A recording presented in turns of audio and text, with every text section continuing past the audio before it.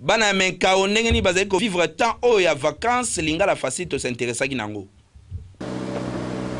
awa tozali na kati ya minkao bano bozali komona koto bazo passer vacances na ndenge na bango kozanga ba jouer ezangisi bango te po bakene na moyen le plus facile ya kobetaka na bango bale koto yo chaque tongo so balamuki mosala babetaka bale atako bazali na terrain malonga te kasi tongo bazobeta bale tala koko bush aye kobotola bango bale po ye musala na ye kokanga bano bale so bazali kobeta surtout soki babetika ke koti na kati ya lopango na ye akangi bango bale aboto bino poni abotoli biso poni abotoli bino bale pona nini loba abotoli biso bale pona nini pagusa abotoli biso bale pona nini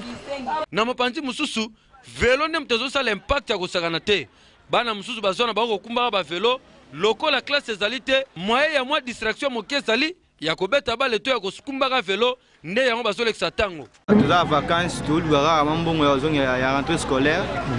toboyi na biso osala bakuluna nde bana misusu basala bakuluna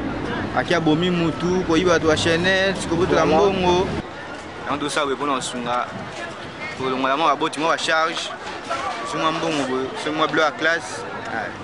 yango tosungaka nango vacances bana na bakomi na bango bazopasa na bandenge na bango kasi ya menkau kote au mwa bale kote au mwa velo kokamwa ya sol